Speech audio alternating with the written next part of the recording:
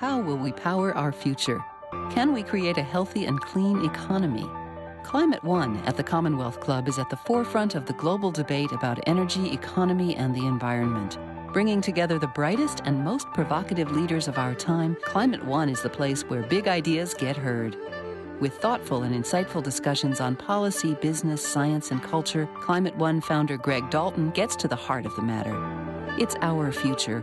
It's time to come together. Today on Climate One, we talk with a leading scientist about realizing the promises of the Paris climate deal. It has tremendous moral authority, and it has the opportunity to galvanize next steps. Then we bring on stage two guests to discuss California's plan for tackling climate disruption. From renewables in the energy system to building efficiency to how are we going to deal with natural and working lands as ensuring that they're sinks for carbon rather than sources. But first, we look at being mindful about climate change and how to handle feelings about an uncertain future. Yeah, I get that this is overwhelming. I imagine that you're probably feeling X, Y, and Z, that in itself, that's what good therapists do. They acknowledge, they say, yeah, this is hard, and here's what we're going to do, or here's some options. Up next on Climate One. Joan Blades, let's begin with you. Did you have a particular moment where there was a climate epiphany, or was it a gradual awakening where you came to realize that climate is something you ought to think about? I don't remember a climate epiphany about climate change. I remember gathering concern, and in 2005 I was part of a group called Reuniting America, bringing leaders on the right and left together to talk, and I wanted to understand why there seemed to be this growing difference in how people perceive the issue of climate.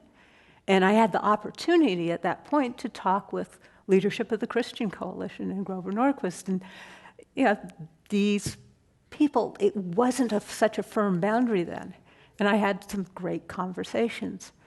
5 years later, I realized that I could not have that same conversation, and it would not have gone the same places, and that having that human connection can make all the difference in the world. And if you hear someone, because once I like you, and I hear you in a completely different way.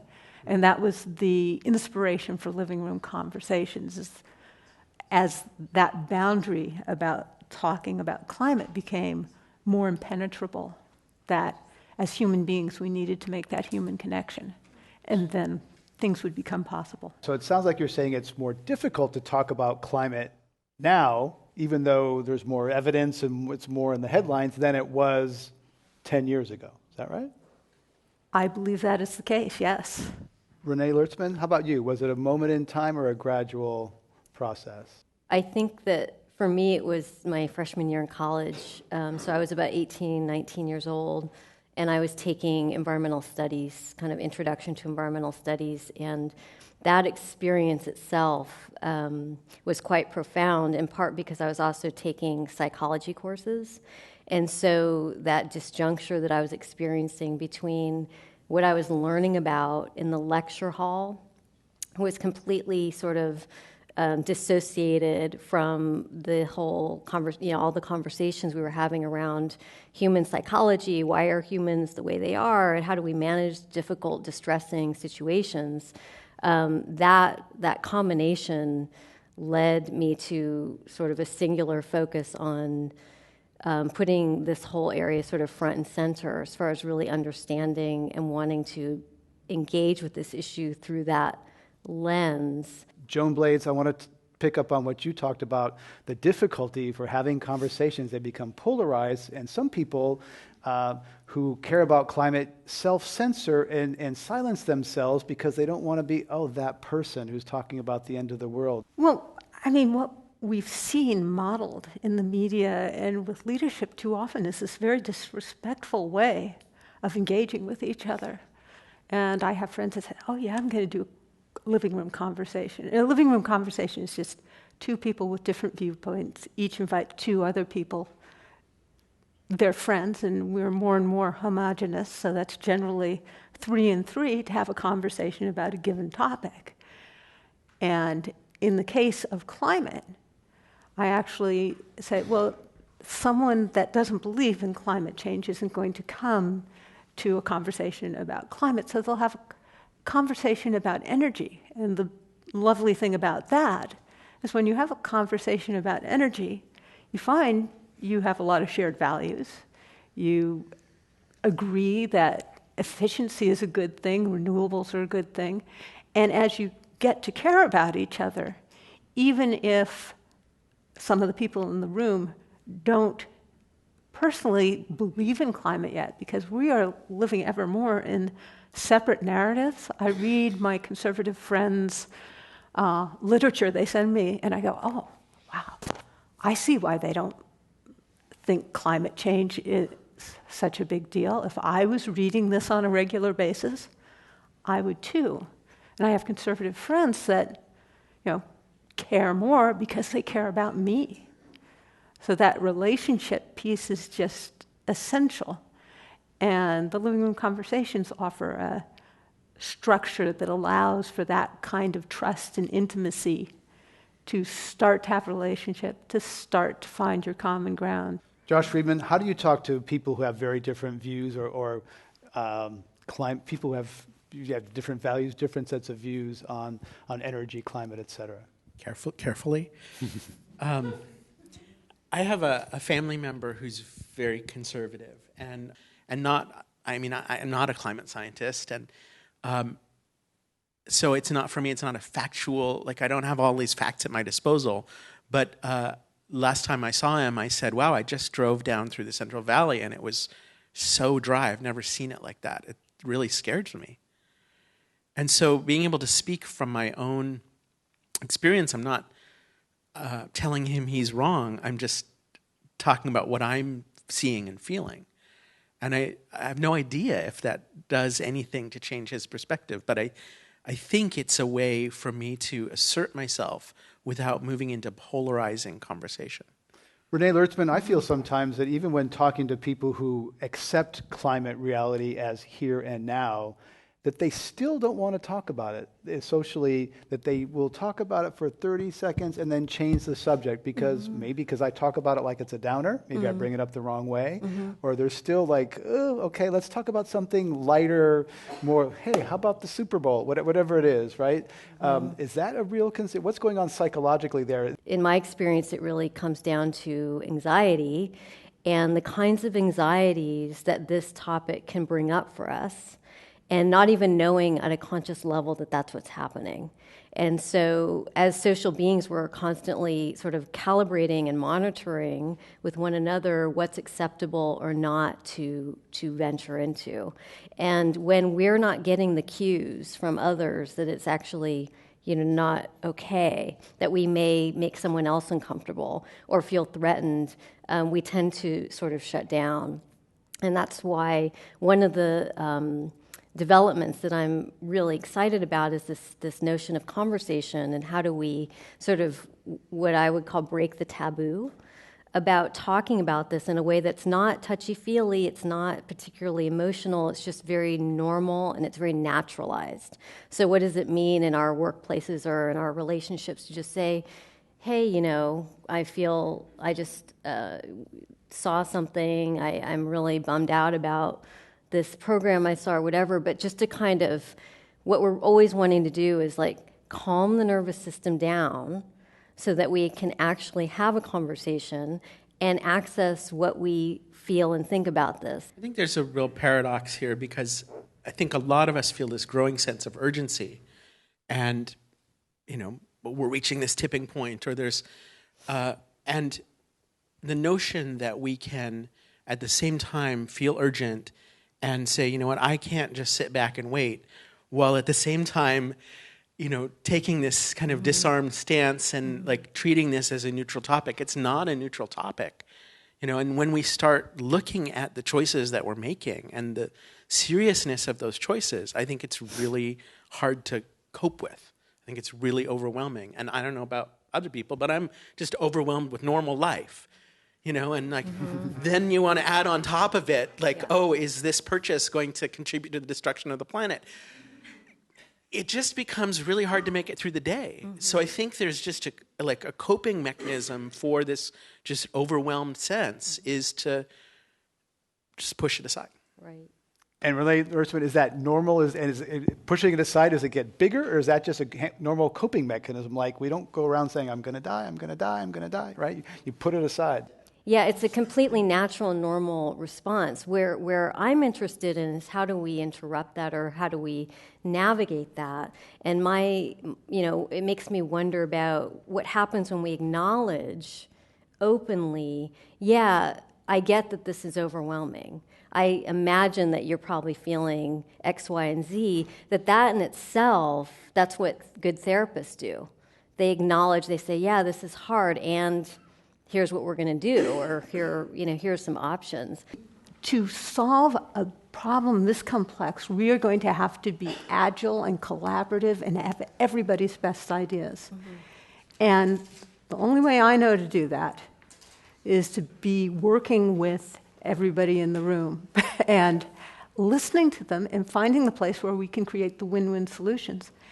And as we come up with solutions, we're not going to say, here's the solution. It's going to have to be an ongoing development. So that good relationship is going to be absolutely essential. Yes, and we need this all. But I find with the fixation on solutions that we tend to be part of what's going on is we're crowding out any space at all, any oxygen, for just simply acknowledging and saying, wow, like what is going on and how do I feel about this, and what are some ways I can respond to this? If it's that kind of fixation, like where there's no space here for anything except solutions, then that can be really oppressive and I don't think very agile. Right. There is a fixation on solutions because a lot of people say they're tired of the doom and gloom. They want something they can do, and a lot of individuals get overwhelmed. Yeah, I know that the glaciers are melting, carbon's rising, severe weather, Miami is toast, but what can I do about it that matters? What my carbon doesn't matter, so therefore, what should I do?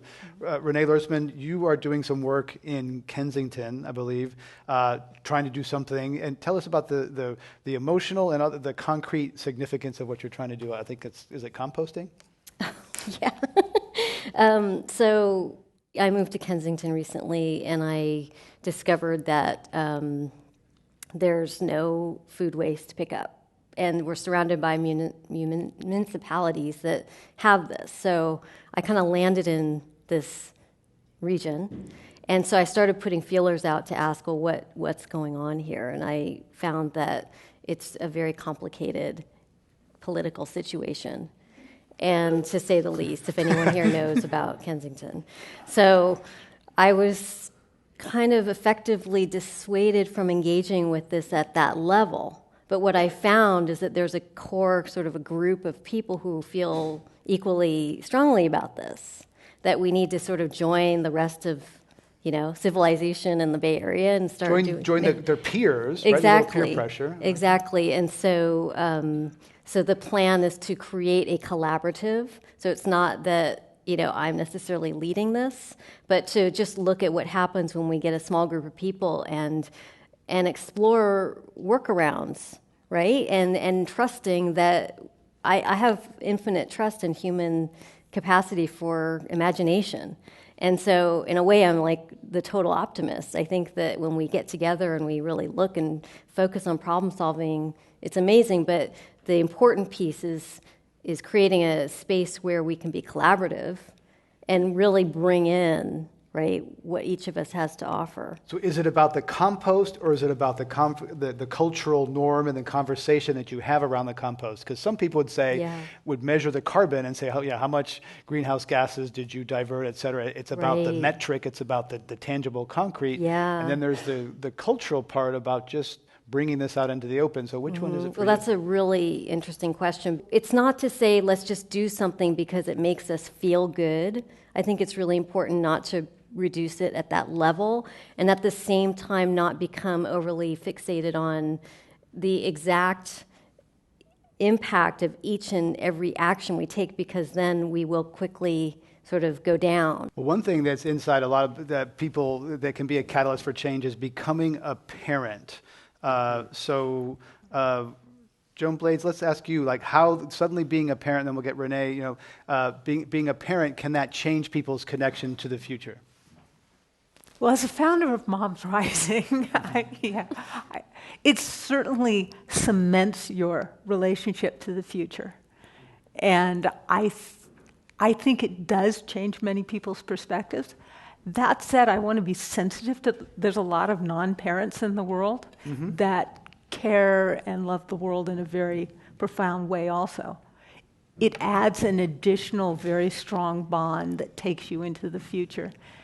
And the way I look at it, it means even when you have an intractable problem, what looks like an intractable problem, you, as a parent, as a person that, wants that future for my child and all children in the planet, I'm there, and I will work in whatever way I can. You don't get to give up. Not allowed.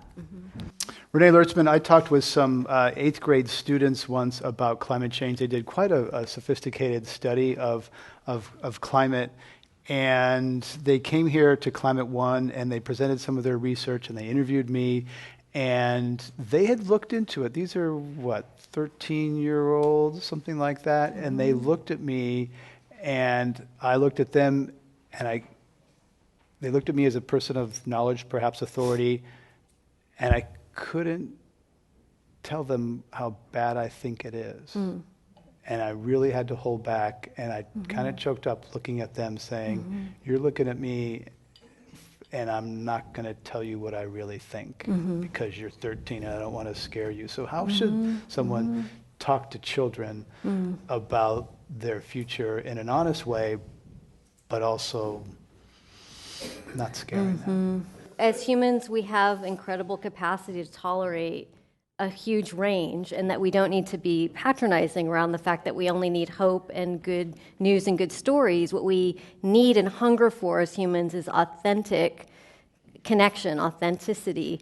So your question reminds me of something that Kim Stanley Robinson, the science fiction writer, I heard him speak in Point Reyes last summer, and he beautifully articulated how he relates with these issues with young people around, and it might sound a little, woo or whatever, but, he's basically saying this is your opportunity.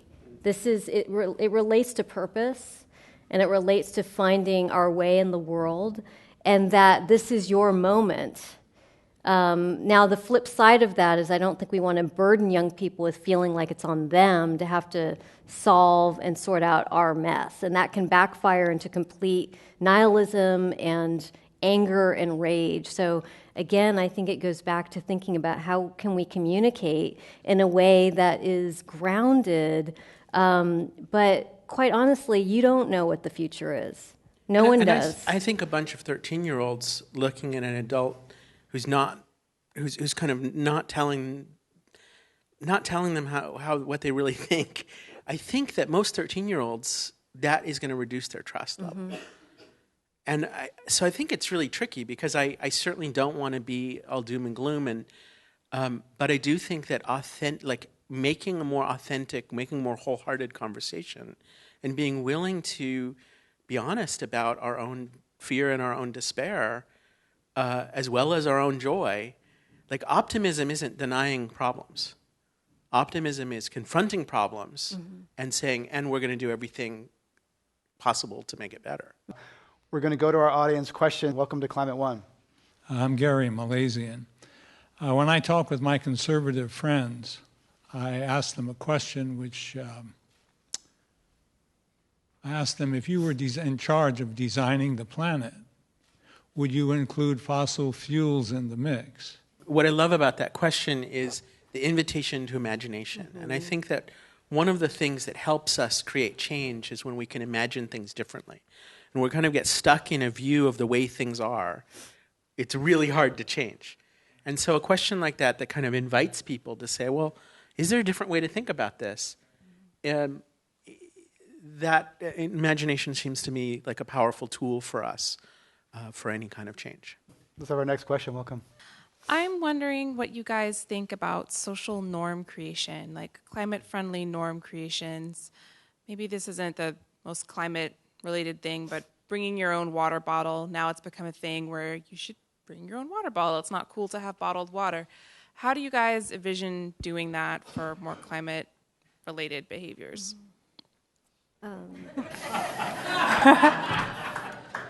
Reinforcing the social norms, yes.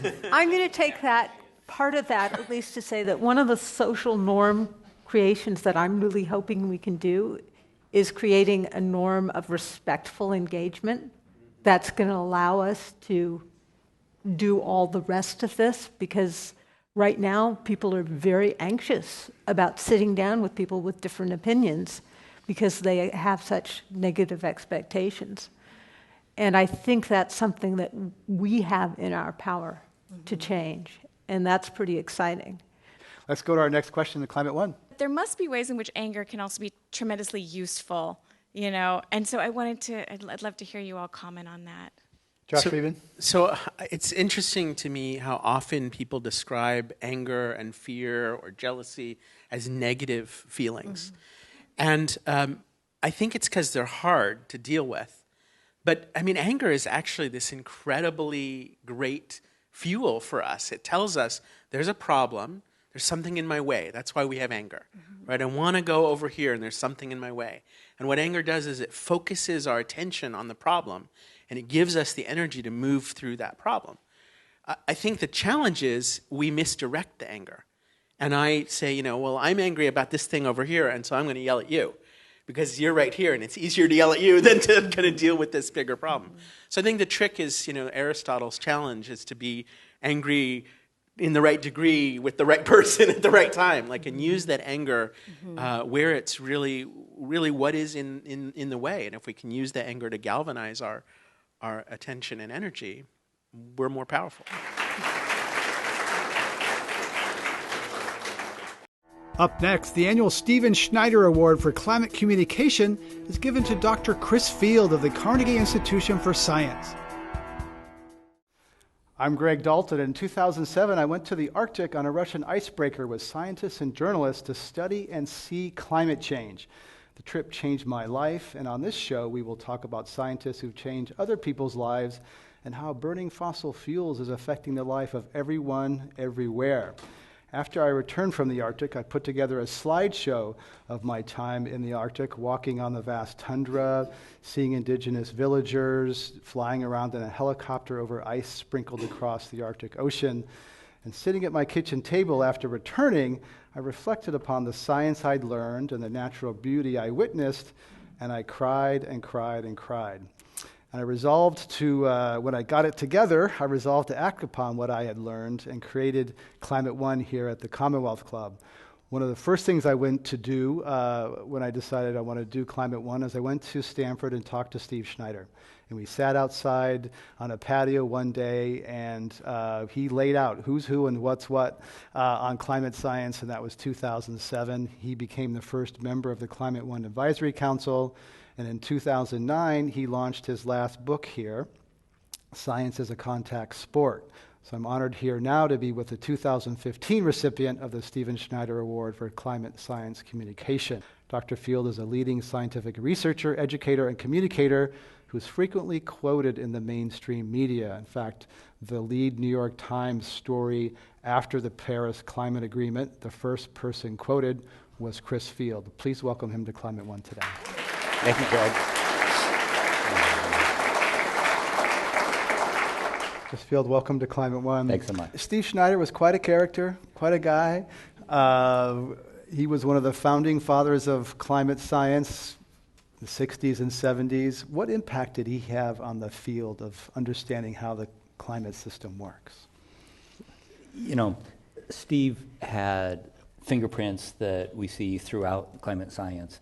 I think that probably his greatest impact was really on understanding that even as the science advances, we're not going to have 100% confidence in the answers, and we need to not only recognize the bounds of the uncertainty, but we need to quantify it and figure out ways to communicate it.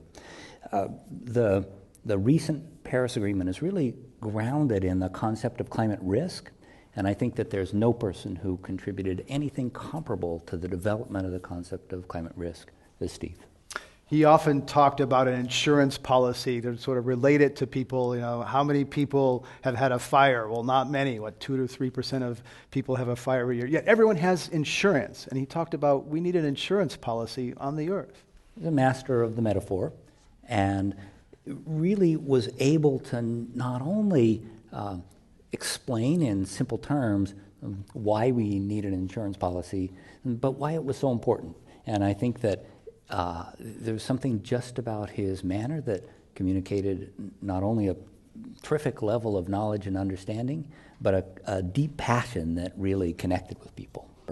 And so, one of the things that's wonderful about climate science, and as I look across the audience and see people like Kevin Trenberth, who's had also an incredibly pervasive influence, or Ben Santer or Micah Mann, that there's just this interconnected web where essentially everybody is supported by the intellectual foundations that this community created.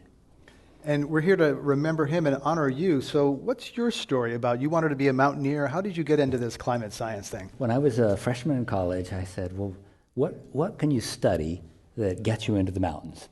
And I had a simple criterion, and plants living in stressful environments was the only thing I could identify that had a high probability of getting me into the mountains every weekend.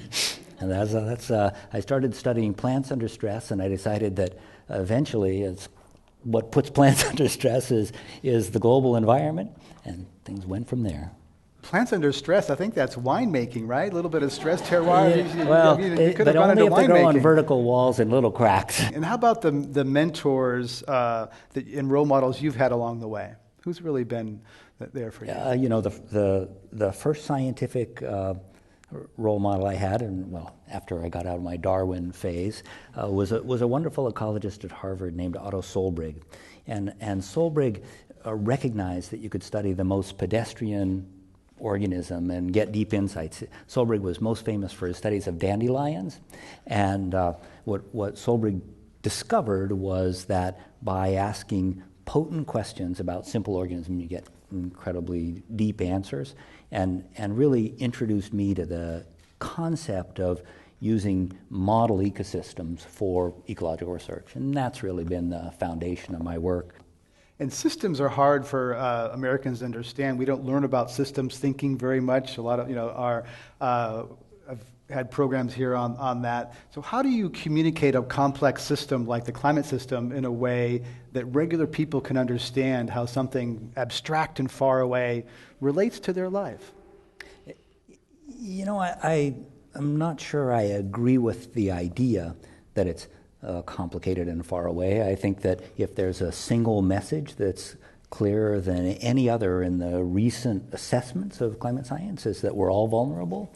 Vulnerability has different textures and different flavors in different places, but there's nobody who's not influenced by high temperatures or heat waves. And even if you're in a place that doesn't experience a climate extreme, we live in an environment now that's so interconnected by trade and migration and supply chains that there really isn't anybody who's safe. Someone in California says, why does the melting Arctic matter to me? Your answer is? There are a huge number of reasons a melting Arctic matters to everybody. Some of them have to do with the way it influences the future trajectory of climate. Of course, if we're talking about ice on land, that has a lot to do with coastal risks. But even more than that, it has to do with changes in the way the global economy is going to work. Where goods are going to be shipped, where they're going to be delivered, whether there are indigenous cultures that are thriving along Arctic habitats. Tipping points. They're there, but we may not know them until we've passed them. So is the possibility of climate changing really quickly, Chris Field? One of the things people don't often realize is that there are fundamental physics that require that once you pass a certain amount of ice loss on either Greenland, which is order 7 meters of sea level equivalent, or West Antarctica, which is order another 5 meters of sea level equivalent, the process becomes essentially unstoppable even if warming stops. The melting probably requires hundreds of years, but the idea that we're committed to many meters of sea level rise has a truly existential quality for people around the world. A second really critical threshold has to do with commitment to biodiversity loss. We know that once you lose a species, you never get it back. And there have been compelling arguments put forward that we may already be at the early stages of a major mass extinction. Again, a heavy moral burden to bear. A third tipping point that we really want to be aware of is the initiation of vicious cycle feedbacks where we, as a consequence of changing the climate, initiate processes that further exacerbate the climate warming. And the best understood of those is thawing of permafrost, permanently frozen soils that have large amounts of organic matter in them that when thawed basically decompose really rapidly, releasing a combination of carbon dioxide and methane to the atmosphere, potentially in a way that could become unstoppable. Those three tipping points, I think, really shape the science of where we are now. We're highly confident that there is a tipping point out there somewhere. We're not highly confident about where it is, and there is, as a consequence of those two things, a compelling motivation to take a precautionary approach. What's the cost to fix this? There's a big debate about what the cost is, and what it looks like to me is that the cost is not comparable to the issues that are at risk.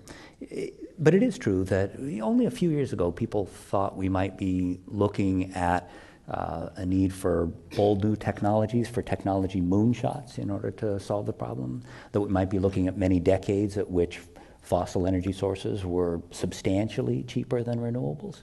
And you know what's dramatic now is that we're seeing place after place where renewable energy is cheaper than fossil, or at least is cost competitive. We're looking at a world where there's still something like $500 billion a year of subsidies for fossil, and if you think about removing those, we would see place after place where renewable energy solutions were cheaper. We still have a ton of work to do to make the costs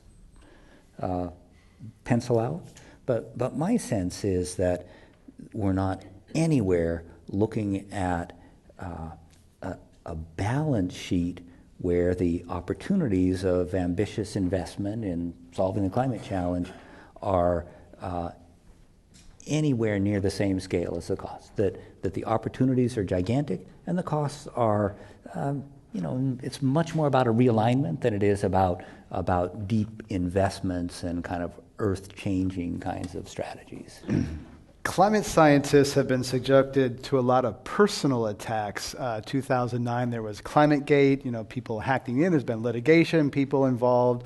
So what's it like to be a climate scientist and get hate mail and suffer those kinds of personal attacks? I have to say, by the time that I was really established in this business, the real pioneers had opened up an environment in which, the kinds of attacks that the skeptics were old and tired and ineffective by the time I came along. But it wasn't true early on, and I think that there are a wide range of heroes, and my hat goes off to the people who really persevered through all of that.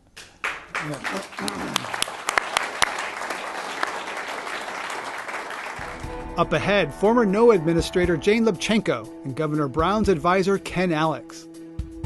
Jane Lubchenco, the Paris Climate Agreement is historic. A lot of people have been working toward this for decades. Take us to that moment where you learned about it, where were you? How do you feel about Paris as the Paris climate deal? This is such a big deal. It's something that has been such a long time in coming. It's been decades that people have been working toward a meaningful agreement that would really put the whole planet on the right path. And there's just so much excitement around the agreement. And in reality, even though it doesn't get us as far as we need to go, it sets us on that path. And for the countries of the world with all these different agendas, all these different concerns, to come together and agree to something that was even not just the bare minimum, but more aggressive than that, was just hugely exciting to everybody. And I think it's really a virtuous cycle. You know, good things feed on good things, and it really is an amazing accomplishment. And I have to say how important it was that we had really strong science to underpin that. I think in particular, the most recent Intergovernmental Panel on Climate Change, IPCC report, but especially the work that Chris did with the Working Group 2, which really focused on impacts, on vulnerabilities, on adaptation, was really a tipping point in the discussions that led up to Paris. I believe that the information that was brought to bear on the science side, that Chris extremely effectively communicated to living rooms, to boardrooms all around the world about what does this actually mean? Why should we care? Why is this something to pay attention to? Really resonated. It's a big win that many people concerned about the climate needed. Ken Alex, what does the Paris climate deal mean to you personally? To me personally, a lot more work. so I literally, the morning that it got signed, I get a call from the governor, and he says, "We've got a lot of work to do. This is really hard. We've got to get 40% reduction by 2030. That's 15 years. And we've only got 3 years left in this administration. What are we going to do?" So I asked him for, maybe an hour off. Okay, and so it's a lot of work, but also, how does it feel, this moment of Paris? A lot of people, there's a lot of excitement, a lot of joy. To really, it feels like a transformative moment. We have 197 nations that have all agreed that we have to do something about climate change. Now, I take that with some amount of salt because in 1 year we'll have an election in this country and one of those countries might change course. That would be pretty devastating, but there's still California. Chris Field, some scientists think this deal is not enough, that it's weak, it's toothless, including perhaps some people in this room. It is weak and toothless and fabulous. I think that's what people need to understand. It has tremendous moral authority, and it has, I think, as both Jane and Ken have described, the opportunity to galvanize next steps. Ban Ki-moon said it's a foundation and it's not an endpoint. And there is a tremendous amount of work to do, but there's a license and an enabling to do it that I think we haven't seen. And it's fundamentally different even than the world was after the Kyoto Protocol was signed, because everybody has been so beat up over the issue that there's really a recognition that transitioning toward taking a proactive stance it's a really big deal. I think that it has the potential to reorient not only the way we think about the global energy system, but the way we think about lots of aspects of international relations. So Jane Lubchenco, what does it mean going forward? Okay, there's a deal. I liken it to everybody's agreed to go on a diet, and now the exercise and the sweat begins. So where do we go from here? Well, I think that there are a lot of things that will happen because we have an agreement. I think there's a very strong signal to the business community that there are going to be new business opportunities. And that is really powerful. What we need is adoption of things that we already have in hand, as well as innovation of new things. And I think this will help spur both of those along. I think that the moral authority that Pope Francis articulated that helped pave the way for the agreement will continue and is an invitation to various faith-based groups and religions around the world to help be part of the next steps and to be engaged. I think we're seeing a coming together of that. I think that the communities and states like California that are already doing things do have more work for sure, but have been leading and will continue to lead. And what we will see, I think, is a lot of hard work for sure, but a lot of belief that in fact it's going to add up to something. And because the agreement now has built into it mechanisms for verification, mechanisms for making new commitments that are more aggressive, I think there is the expectation that this is a start and that there's going to be more opportunity down the road. This Paris Agreement starts in 2020, but governors and mayors are acting now. So tell us what they were doing in Paris. So California, along with a province in Germany called Baden-Württemberg, felt that the international community and the international effort didn't have sufficient ambition in terms of our climate goals. And to some extent, we, as you just heard, I think we all still feel that way.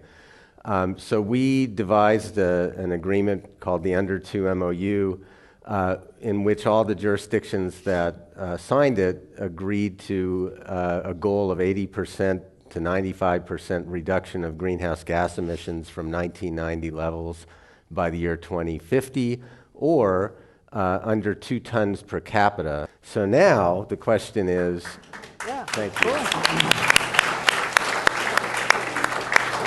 Now the question is, with this coalition, and this includes 34 jurisdictions in Africa, multiple tropical forest states, really a north-south coalition that's quite unusual.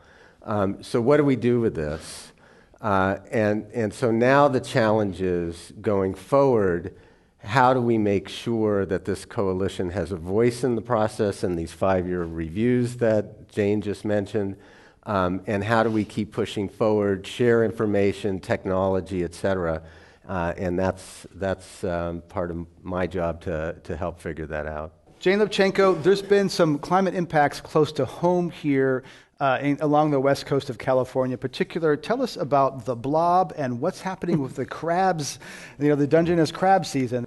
We are seeing all sorts of bizarre things happening in the ocean, and some of them may well be connected to climate change. We're not sure about all of them, or even if they're connected to one another.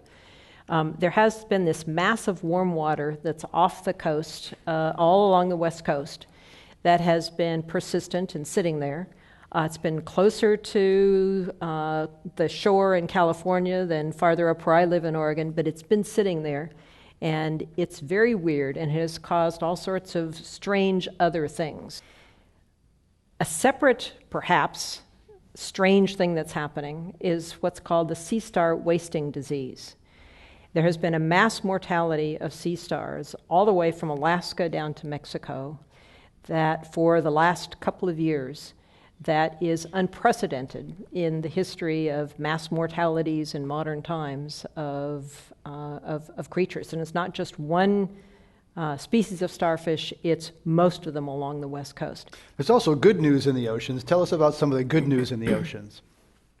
I think you're absolutely right, Greg, to focus on some of the good news, because when people come together and use good science and craft good policy and good economic incentives around that, then good things can happen. And the good news story we're really seeing with fisheries in U.S. waters, U.S. federal waters, we've seen an amazing turnaround in that. They're after decades and decades of very significant overfishing in U.S. waters, we've now turned the corner on ending overfishing and are seeing recovery of many species.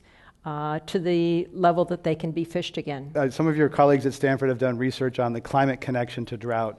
Tell us what's the latest science, and is it going to rain? What we know is that we're leaning really hard on the climate system. We're adding more and more heat every year, but we know that doesn't always show up in a warmer temperature. The climate system has lots of modes of internal variability. Kevin Trenberth is world expert on this, and it's very clear, if you look at the historical record, that we've seen periods of a decade or even longer when we know we're adding more heat, but the temperature's not increasing because the Earth system is really good at tucking the heat away and part of the ocean that we were where it's not influencing the atmosphere.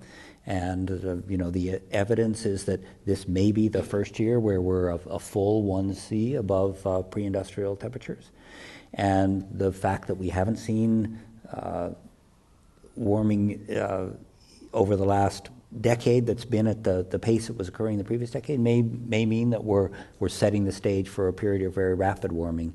But the internal variability in the system has lots of ways of creating surprises, and I think that if there's a single theme that ought to carry through all of the comments tonight, it's that the way that the changing climate impacts us is much more likely to be through an indirect route than through a progressive steady warming. Ken Alex, 2016, probably going to be hot, might be wet, might be dry, depending on El Nino. What's the priorities for the Brown administration for what you want to do in California in 2016? Well, there's a lot of things going on, some of them immediate, some of them longer term, from renewables in the energy system to building efficiency to how are we going to deal with natural and working lands as ensuring that they're sinks for carbon rather than sources. And we're going to do it economy-wide, and we want to do it in a way that is not so disruptive that we create a political dynamic that makes it untenable. And, by the way, we've held ourselves out as the entity in the world that can do this. So next year will be a challenge. Okay. Let's go to our audience questions. Welcome to Climate One. I'm John Massey. This is a question for Dr. Lubchenco dealing with Congress. And, we had a couple events lately. We had this lovely hearing with Ted Cruz that I think probably backfired given David Titley's superlative performance.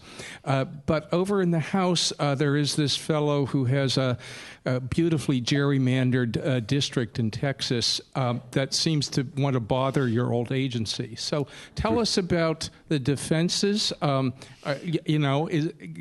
they get through this? What can we do? You have some perspective and experience on this particular case, I think. I passionately believe that science and climate science in particular should not be partisan. And it's highly unfortunate that there are forces that try to make it partisan. We dealt with that when I was at NOAA with ClimateGate in leading up to the meetings in Copenhagen. And then this year again, there is a very similar pattern underway leading up to the Paris meetings. And in particular, Chairman Lamar Smith, who chairs the House Committee on Science, has been going after NOAA scientists and accusing them of manipulating science and rushing it to publication before it was really ready. I think what can be done is to really shine a spotlight on it and to say this is really inexcusable. NOAA has a spectacular scientific integrity policy that was created when I was at the helm and for which I'm very proud.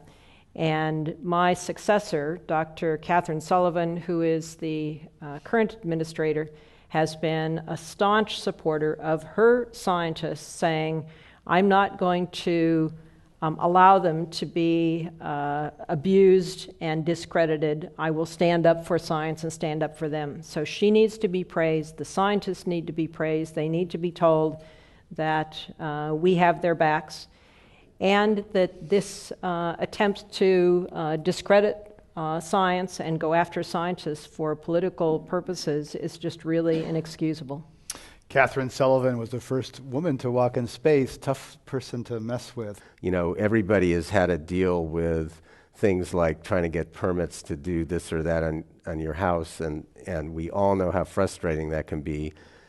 We want to avoid that. We want to streamline things. For example, we spent, in my office, a fair amount of time working with local governments on how we streamline permitting for, simple things like putting solar on your rooftop. So that's part of it. On the other hand, if we don't have specific goals and requirements like a 33% obligation for renewables in our energy system, we won't get there. And so just as an example of that, the utilities 10 years ago said they couldn't get to 20%. And so now that we're probably a year away from 30%, 33%, those same utilities supported a 50% goal by 2030. That would not have happened without a requirement. And so this is a constant struggle. How do we get the balance right? I think it's important not to underestimate the power of peer pressure as opposed to some kind of legal requirements. Yeah. And I increasingly see being actively involved in developing solutions to the climate challenge as being a hallmark of a great nation. And I think once the world community really embraces that, and that's one of the best things that came from the Paris Agreement, then it really will engender this virtuous circle that Jane's already spoken of, where the fact that you don't have a requirement can in many cases even increase ambition. There's a lot of social science research, and we've talked to people here at Climate One about what motivates behavior, whether it's taking out your composting, that sort of thing. It's not the virtue of saving Mother Earth or saving money, but it's the peer pressure of what your neighbors are doing, and that's at work internationally. Let's go to our last audience question. Greg, could I just interrupt just real quick? I think one of the brilliant things about the lead up to Paris was having countries make voluntary commitments before the summit started. And then there was this, so-and-so's doing this, so-and-so's doing this. And especially when the U.S. and China together said, we're going, we as the two leading nations who are, that have the largest greenhouse gas emissions are going to do something, that really triggered a lot of this social pressure, and there is really a lot of needing to avoid being shamed and wanting to be part of the club, and I think that's a very powerful motivator. Let's go to our next audience question. Yeah, Andy Gunther, I'm an environmental scientist here in the Bay Area. Question, Jane, for you is about ocean acidification, which we haven't really touched on tonight, and if you could say a little bit about it, and particularly it's my understanding that there's some important regional differences in the vulnerability to ocean acidification, that the West Coast is a place where we might expect to see the ocean acidify more quickly.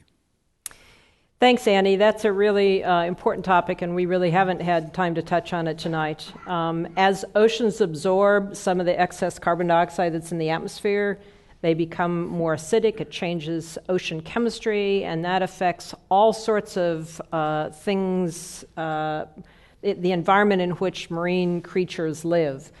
And so especially those that make a shell or a skeleton of calcium carbonate, whether it's crabs or oysters, the formation of those calcium carbonate parts is harder to do, takes more energy, and that is very real reason for concern, especially for shellfish growers, for example. And we're seeing some of the most dramatic impacts of ocean acidification on shellfish around the world. So it is a very serious problem. The oceans are 30% more acidic than they were more than 100 years ago, a little over 100 years ago. And the picture is not pretty in terms of what's down the road. So this is yet another reason to be reducing carbon emissions as quickly as possible. Let's go to our last question. Welcome. Hi, my name's Carter Brooks. I'm an artist and philosopher of climate art. One of the criticisms of the Paris Agreement, but personally, I think one of the brilliant pieces of it is that the commitments themselves have no legal binding. They're not legally binding, which much has been made about how that was done so we could do things in this country because we could never pass a legally binding. But I think it loosens the muscle so people can actually get to work. There's constantly a tension, shall we say, between directives and flexibility, and both are necessary.